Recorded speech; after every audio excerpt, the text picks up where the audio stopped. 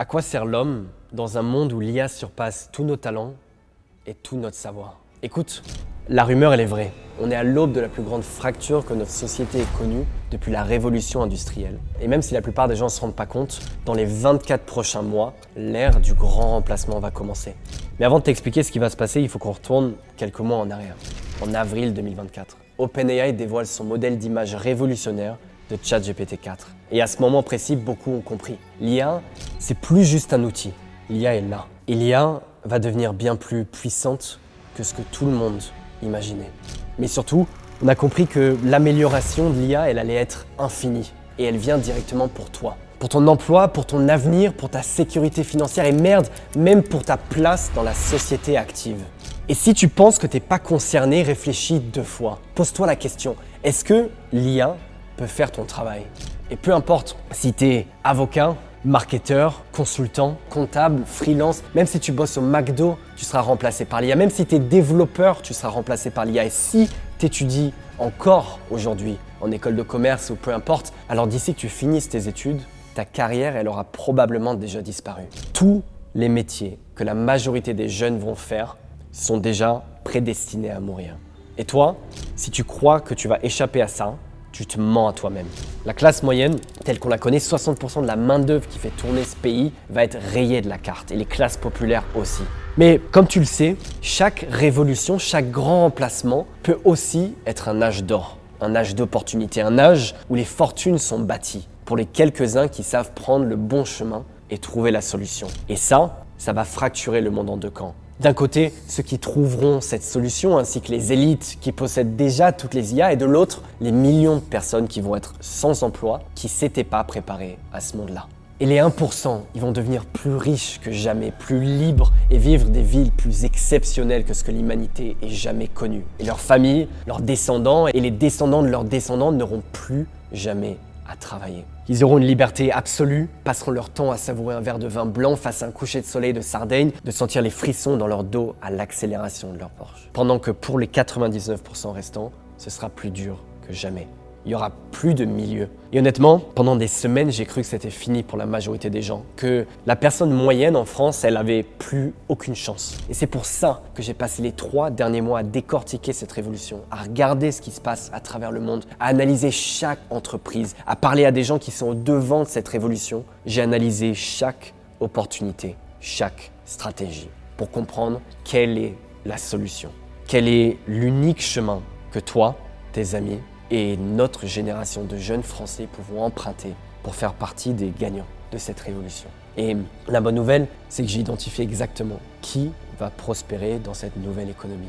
Non seulement je l'ai identifié, mais je l'ai testé. Et les résultats ont été plus exceptionnels que ce que je pensais. Non seulement j'ai pu faire plus d'argent et eu plus d'impact que ce que j'avais auparavant, mais j'ai pu le faire avec moins de ressources, moins d'employés, moins de capital qu'avant, parce qu'une majorité des tâches sont faites par l'IA. Et en plus de ça, j'ai réalisé une chose encore plus profonde. C'est que pour la première fois depuis l'histoire de l'humanité, on fait face à une révolution où tout le monde a la même chance. Qu'importe qui t'es, d'où tu viens, tant que tu as un ordi et une connexion Internet, tu peux en profiter. On est au début d'un nouvel âge d'or et on vit une des plus grandes fenêtres d'opportunité de notre génération. Et pourtant, tout le monde en France dort. Notre génération, elle continue de scroller, elle est hypnotisée par des feeds conçus pour rendre tout le monde accro. Et la majorité préfère ignorer l'IA, penser qu'ils ne seront pas affectés, se mentir à eux-mêmes, alors que ça va impacter absolument tout le monde. Et ce qu'on vit là maintenant, ce sera connu dans l'histoire comme le plus grand changement socio-économique de notre millénaire.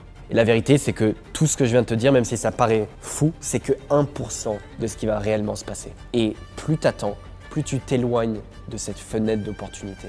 Et c'est pour ça que je fais cet événement, parce que je sais de quoi est capable notre génération. Je sais que si tout le monde se réveille, ça donnera naissance à un nouvel âge d'or, parce que la France, elle fait partie des pays les plus capables du monde. Et toi, qui regardes cet événement derrière ton écran, tu as une décision à prendre, de faire partie de ce nouveau monde et de choisir l'éveil ou de fermer les yeux et regretter plus tard. Plus je regarde, plus j'ai l'impression que cette fracture de l'IA, elle ressemble exactement à la révolution industrielle du 19e siècle. Parce qu'à l'époque, un fermier qui se levait à 5 h du matin pour labourer ses champs à la main, Il s'est fait remplacer par une machine capable de faire son travail en 10 fois moins de temps sans jamais fatiguer. Aujourd'hui, c'est pareil. Un comptable qui passe ses journées à classer des factures sur Excel va se faire remplacer par une IA qui les trie, les analyse et les vérifie en 3 secondes.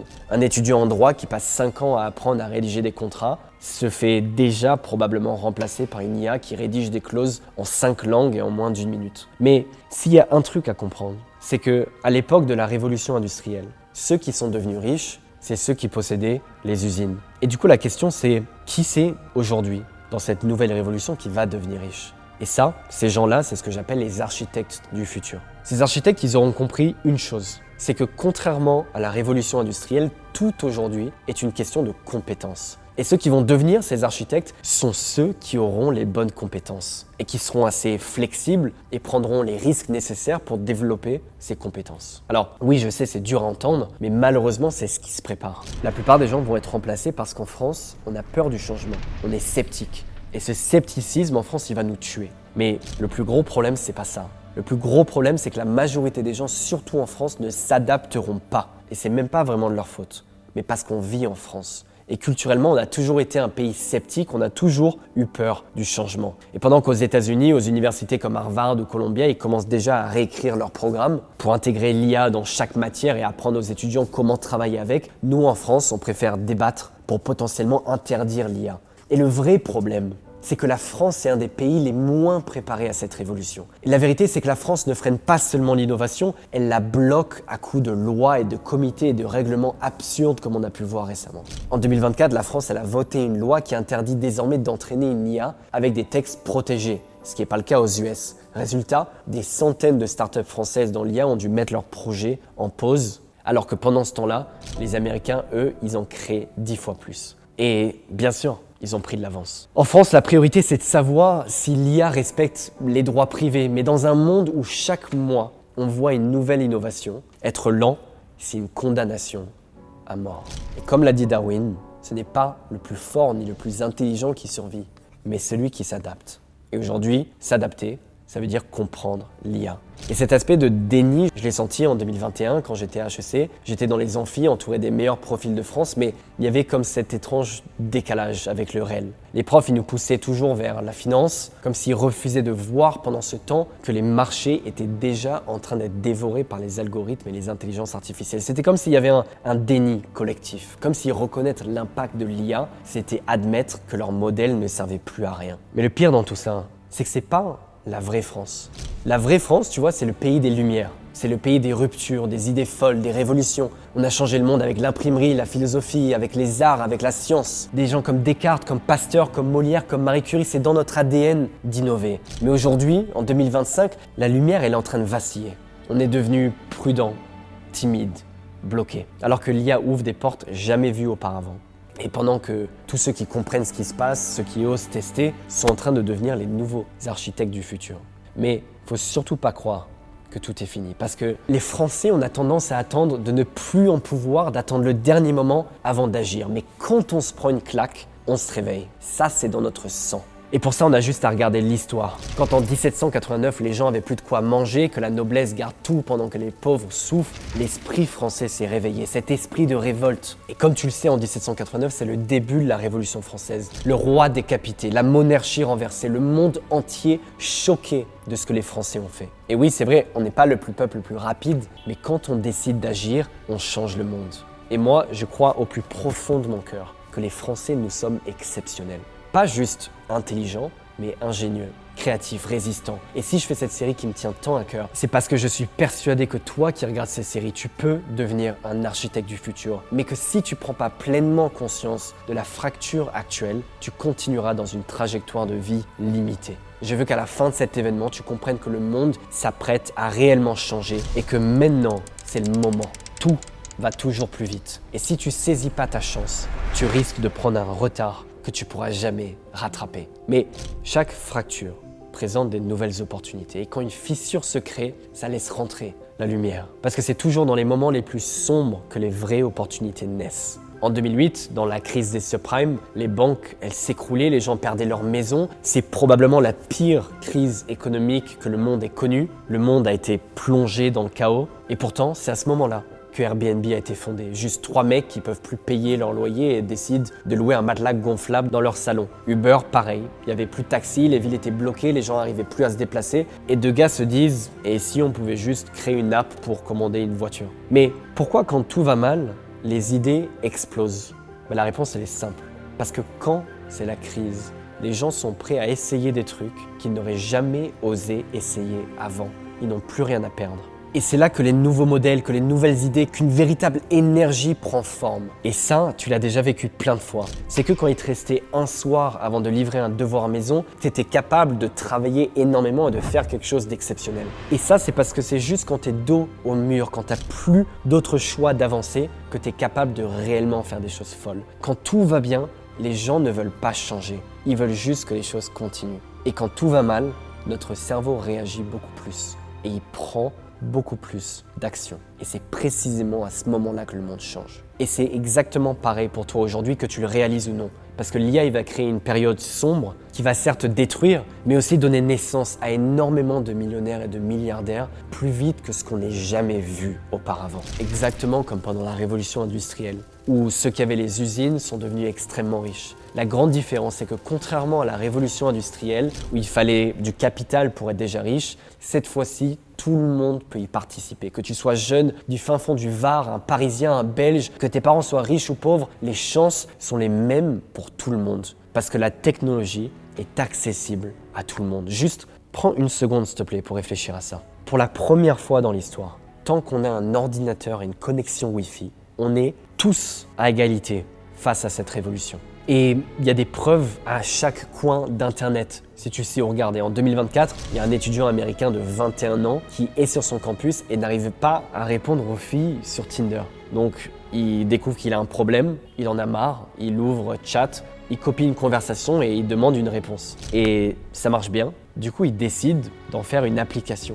Et le nom de cette application, c'était RizGPT. Le concept était ultra simple. Tu envoies une photo de la conversation et tu as une phrase parfaite. Il crée ça en un week-end dans sa chambre d'étudiant, il balance des vidéos sur TikTok et quelques mois après, il avait 2,5 millions de téléchargements et 1,4 million de dollars dans sa poche. Et ça, en ce moment, ça arrive à répétition. Il y a un autre jeune qui a pris pareil ChatGPT, qui l'a mis dans une interface plus jolie et accessible pour pouvoir générer des images. Il a appelé ça Exa AI. Il a mis ça sur l'App Store et a fait payer l'abonnement à 9,90 €. Et juste avec quelques pubs sur Instagram, ils ont dépassé les 100 000 € de revenus mensuels. Pourquoi ? Parce que comme pour RizGPT, le vrai problème qu'ils ont résolu, ce qu'ils ont fait, c'était pas de créer une meilleure intelligence artificielle ou de réinventer la roue ou d'innover quelque chose de fou, c'était simplement de rendre l'IA accessible, simple et sexy. Et surtout de connecter des gens qui avaient un problème ou un désir avec une solution. Et ce qui compte dans le monde de demain, c'est juste de savoir voir clair dans le chaos, d'ignorer le bruit et capter le signal, savoir juste repérer ces problèmes-là que les gens ne voient pas et y apporter une solution. Trouver les bons liens et connecter les bons outils. Et évidemment, surtout, les connecter à une douleur bien réelle, quelque chose dont les gens ont besoin. Et le vrai changement, il est là. C'est ceux qui connectent qui deviendront les prochains millionnaires. Et les codes ont changé. Travailler dur devient complètement inutile. Parce que ce qui te manque, c'est pas plus d'efforts, c'est pas plus d'heures, c'est ce changement de regard. Cette capacité à comprendre comment le monde s'assemble. Avoir le monde comme un immense puzzle et toi comme celui qui trouve les connexions que personne ne voit. Une fenêtre vient de s'ouvrir. Et ceux qui se positionnent bien dans le futur vont devenir la nouvelle génération des architectes digitales de demain. Et des millions sont à prendre. Le timing, il n'a jamais été aussi favorable. Et en quelques mois, des outils qui étaient autrefois réservés aux grandes entreprises valant plusieurs milliers d'euros sont devenus gratuits. Ce que 10 personnes qualifiées peinaient à produire en 2020, tu peux le créer seul chez toi avec un ordi et ChatGPT. Créer une app, lancer un service, automatiser un business entier en une après-midi. On vit un shift technologique aussi fort que l'arrivée d'Internet en 2000. Sauf que cette fois, ça va encore plus vite. Et la seule différence entre ceux qui vont changer de vie et ceux qui vont continuer à scroller sur TikTok, c'est comment ils vont se positionner. Pas demain, pas dans 6 mois, mais maintenant. Ceux qui comprennent ce qui est en train de se passer, ceux qui voient l'économie changer sous leurs pieds vont gagner des millions. Parce que dans ce monde fracturé, c'est ceux qui connectent qui deviennent importants. Mais maintenant, pose-toi cette question. Qui mieux de nous les francophones, pour incarner ce rôle. Nous, enfants de l'architecture, du design, de la stratégie, de la finesse, on a les plus grands ponts, les plus grandes places, les chefs-d'œuvre intemporels sont nés sur notre sol. Et c'est pas un hasard si on parle de l'élégance française. La France, elle a toujours su bâtir, innover, créer de la beauté avec peu. Il n'y a pas besoin de ressources infinies quand on a l'ingéniosité, le goût et l'audace. Aujourd'hui, le monde s'apprête à se fracturer et il faut tout reconstruire. Et ce sont les bâtisseurs qui prendront le pouvoir, ceux qui savent lire entre les lignes, ceux qui voient les connexions avant qu'elles soient visibles, ceux qui transforment le chaos en structure durable. On n'est plus dans une économie de création, mais une économie de connexion, d'offres et de demandes, orchestrée plutôt que produire. Et ceux qui savent connecter la technologie du siècle avec un problème simple de tous les jours feront des millions. Et le truc, c'est qu'aujourd'hui, tout le monde peut créer un site, un outil, une vidéo, mais créer en 2025, c'est devenu une commodité. Ce qui est rare maintenant, c'est la clarté, la capacité à voir où se trouve le vrai besoin, à comprendre quelles solutions existent déjà et simplement connecter les deux. Comme l'a dit Naval Ravikant, un des penseurs les plus respectés de la Silicon Valley, qui est multimillionnaire grâce à ses investissements dans Uber, Twitter et Notion, il a dit « Penser clairement devient la compétence la plus précieuse dans un monde saturé d'informations. » Et je te dis pas ça pour faire joli, je te dis ça parce que je suis en train de le vivre. Ma boîte, elle s'appelle Softriver, elle m'a déjà fait plus d'1 million d'euros cette année même de bénéfices et elle repose à 100% sur ce principe. J'ai pas codé une app révolutionnaire, j'ai pas inventé quelque chose de nouveau, j'ai pas levé des millions, j'ai même pas créé quelque chose au sens classique. J'ai juste vu un vide que personne ne voyait. J'ai compris que d'un côté, les freelances talentueux galéraient à trouver des bons clients et j'ai compris que les entreprises galéraient à trouver des talents fiables pour certains services. Alors j'ai fait ce que personne faisait, j'ai simplement connecté les deux. J'ai bâti le pont. Et moi, je l'ai fait en connectant les freelances aux entreprises, les graphistes aux entreprises, mais j'aurais pu répondre à un problème similaire et connecter les entreprises avec l'IA, faire encore plus de marge. Ou comme pour ResGPT, j'aurais pu connecter des gens qui ont besoin d'aide pour écrire des messages sur Tinder avec l'IA. En 2025, orchestrer est devenu plus puissant que produire. Et tu peux faire des millions juste en connectant, parce que pendant que certains s'épuisent à faire plus, moi j'ai choisi de simplement trouver ces problèmes et connecter. Le mois dernier, j'ai été au Mexique, puis à Marrakech, ensuite à Dubaï, maintenant je suis en Géorgie. Et malgré tous ces déplacements, j'ai jamais gagné autant d'argent. Pourquoi ? Parce que ma capacité à générer de l'argent, elle est complètement décorrélée du nombre d'heures que je travaille. Je vends pas mon temps, je vends ma vision. Et cette vision-là, elle s'affine chaque jour. Parce que je pense mieux, je comprends mieux et je lis mieux le monde. Et c'est ça le levier que tu dois travailler. Parce qu'au bout d'un moment, il faut dire les choses telles qu'elles sont. Tu peux pas bosser 200 heures par semaine, même pas 100. Ton temps, il est limité. Ton énergie aussi. Mais par contre, ta capacité à voir, ta capacité à connecter, elle est illimitée. C'est une compétence qui ne dort jamais. Et surtout, c'est une compétence que presque personne ne cultive. Et si tu veux un chiffre dingue, selon une étude d'Harvard, il y a près de 80% des employés aux États-Unis qui passent leur journée à faire des tâches qu'ils jugent inutiles. Donc, c'est pas le travail qui manque, c'est la clarté. Dans un monde qui est saturé d'outils, de solutions, d'IA, la rareté, c'est la vision. Savoir ce qui compte, ce qui connecte et ce qui transforme. Et c'est là que tu prends un avantage inégalable. Parce qu'à partir du moment où tu te fais payer parce que tu vois, plutôt que parce que tu fais, ton plafond il disparaît, mais surtout tu deviens irremplaçable. Tu sors de la course. Les règles du monde classique ne peuvent plus te toucher. Et tu rentres dans l'arène de ceux qui, à chaque connexion, peuvent littéralement changer de vie. Et maintenant, imagine, ceux qui vont devenir des connecteurs, les architectes du futur, vont être des hommes libres, des outliers, avec un statut dans le futur. Le temps et l'argent que tu gagnes n'a plus aucun rapport. Et pendant que ceux qui suivent le chemin conventionnel sont voués à leur perte, imagine-toi te réveiller sans alarme. Pas parce que c'est dimanche, mais parce que tu as décidé que ce matin, tu ne te lèverais pas. Alors tu ouvres les yeux lentement, tu fais 3 pas, tu es sur ta terrasse, un café dans la main, la mer en contrebas, c'est Bali ou Cape Town, tu choisis. Et pendant ce temps-là, dans une autre partie du monde, les gens tous les jours utilisent le pont que tu as construit, la connexion que tu as faite. Et chaque personne qui passe dessus te paye. Tout ça parce que tu as su voir clair dans un monde obscur rempli de bruit. C'est ça, être un connecteur. Ça, c'est devenir un architecte. C'est pas bosser plus dur, c'est penser plus clair pour construire quelque chose qui travaille pour toi, même quand tu ne fais rien. c'est voir ce que les autres ne voient pas encore. C'est cette capacité à dire, tiens, là, il y a des gens qui ont un problème et là, il y a une solution potentiellement et je pourrais les connecter tous les deux. Et moi, c'est exactement ce que je fais, c'est exactement comme ça que je fais mes millions, c'est en connectant les gens. C'est ça qui me permet de partir au Brésil sur un coup de tête pour faire une randonnée dans la forêt amazonienne pendant des mois. Et quand tu regardes bien, même les grandes boîtes, c'est pas plus compliqué que ça. Airbnb, ils ont juste connecté les logements aux voyageurs. Uber, ils ont connecté les chauffeurs aux passagers. Toi, si tu veux ta place dans le monde de demain, il faut que tu arrives à connecter des problèmes à des solutions et tu seras irremplaçable. Tu vas connecter l'IA ou des talents ou peu importe la solution au monde réel, à des problèmes qui sont dans le monde réel. Et ça, c'est pas juste une compétence, c'est un levier. Parce que tu n'es plus payé à l'heure, tu vends plus ton temps, tu vends ton intelligence et ta vision. Les connecteurs bâtissent des routes où d'autres ne voient que des murs. Ils transforment la crise en levier. Et ça va t'offrir plus de liberté que 99% des gens n'auront jamais. Le genre de liberté où tu réserves un vol pour Tokyo sur un coup de tête, où tu bosses 30 minutes un jour juste parce que t'as pas envie de plus et que t'as pas besoin de plus. Mais d'un autre côté, ceux qui feront pas l'effort de devenir cette nouvelle personne, elles vont se faire broyer, totalement passer à la trappe. Parce que le monde, il est injuste. Il garde que ceux qui ont l'utilité. Le jour où les chauffeurs de taxi n'ont plus d'utilité, Uber, il les remplacera avec des voitures à intelligence artificielle. Et ceux qui seront dans cette position-là seront remplacés complètement. Et ça a toujours fonctionné comme ça depuis la nuit des temps. C'est juste injuste. On appelle ça la sélection naturelle. Pendant les périodes les plus difficiles, les individus les plus forts survivent et les plus faibles meurent. Et je pense que tu as entendu ce court passage potentiellement de l'écrivain Michael Hoff. Les temps difficiles créent des hommes forts, les hommes forts créent des temps prospères, les temps prospères créent des hommes faibles et les hommes faibles créent des temps difficiles. Et là maintenant, tout de suite, les hommes sont devenus faibles, déconcentrés par la société qui pousse les gens à consommer, à vivre une vie en pilote automatique. En 2025, les gens sortent leur téléphone et scrollent sur Insta et TikTok et ils savent même pas pourquoi. Et ça, c'est pas un reproche. Probablement tout le monde ici est coupable de ça, mais c'est juste pour te montrer que plus personne vit intentionnellement. L'intentionnalité, c'est ça le mot qu'il faut ressentir. Parce que celui qui va survivre, c'est pas le plus intelligent. C'est pas celui qui est allé à HEC. C'est pas non plus celui qui a le plus de ressources. Ceux qui vont survivre, c'est ceux qui vont s'adapter dès maintenant. Ceux qui comprendront tout de suite que c'est le moment ou jamais de se positionner.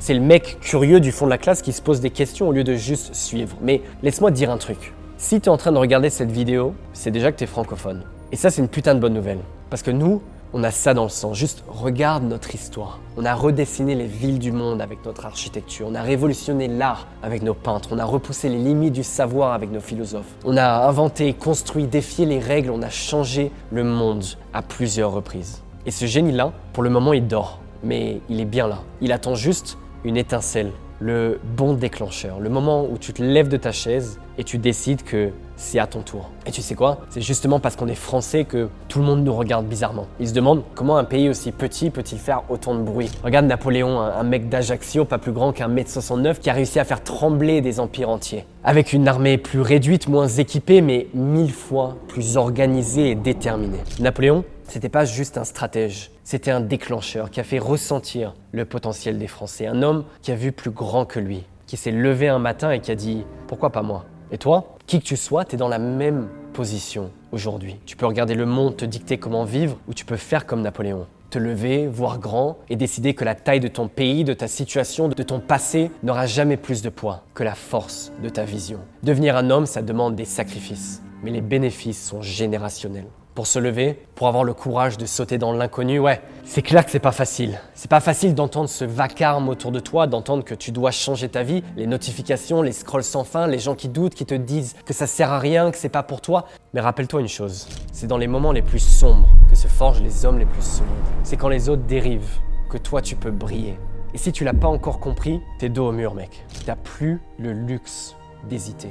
Le seul chemin, c'est en avant. Et cette fracture, cette sensation d'urgence, d'étouffement, c'est elle qui va t'apprendre à avancer, à trancher dans le bruit, à voir clair dans le chaos. Parce que quand les temps deviennent durs, il ne reste qu'une seule option, évoluer ou s'éteindre. Alors toi, tu vas devoir évoluer, faire taire les voix extérieures pour enfin entendre la tienne et prendre cette décision la plus importante de toutes, celle de changer de l'intérieur. Et dans l'épisode 2, je vais te montrer exactement comment. Je vais te donner les ressources, les étapes à prendre pour reprendre le contrôle, mais surtout te donner les compétences qui feront de toi un architecte du futur. Je vais te montrer comment réussir à voir dans un monde où tout le monde est aveugle. Et quand tu vois clair, alors que les autres tâtonnent dans l'obscurité, t'es plus juste en avance, t'es dans un autre monde. Mais entre ce monde et toi, il y a une fracture. Et cette fracture, elle demande un choix. Pas un choix confortable, mais un choix français. Parce qu'on n'est pas fait pour suivre, on n'est pas fait pour obéir. Nous, on est nés pour défier, pour créer, pour libérer. On est les enfants de ceux qui ont brûlé des trônes et construit des cathédrales. On est ceux qui transforment les crises en révolution, les idées en armes et le chaos en art. Alors, ouais, le monde va nous regarder bizarre. Parce que ce petit pays et cette petite langue qui est le français, elle va créer des géants qui auront un impact à travers le monde. Et dans 2 jours, c'est à ton tour de choisir. Pas juste de regarder l'épisode 2, mais de te prouver à toi-même que tu fais partie de ceux qui se lèvent. Pas pour survivre, mais pour écrire l'histoire.